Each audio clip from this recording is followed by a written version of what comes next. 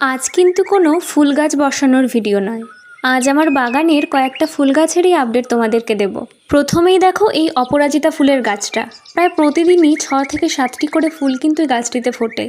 আর এর পাশে আমি আরও 2টো অপরাজিতা ফুলের গাছ বসিয়েছি। আর সামনেই তো শীতকাল, তার মানেই নিজের বাগানকে বাগান বিলাসের দ্বারা ভরিয়ে তোলার সময়। কিছুদিন আগে গাছে খাবার দিয়েছিলাম আর ইতিমধ্যেই ফুল ফোটাও শুরু করে দিয়েছে, আর অনেক নতুন কচি কচি পাতাও গজিয়েছে।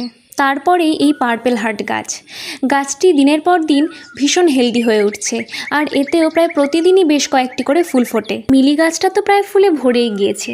কিছুদিন আগেই গাছটিতে খাবার দিয়েছিলাম আর গাছটির বেশ কয়েকটি ডাল কেটে ফেলেছিলাম, আর তার ফলেই গাছটিতে এত ফ্লাওয়ারিং করছে।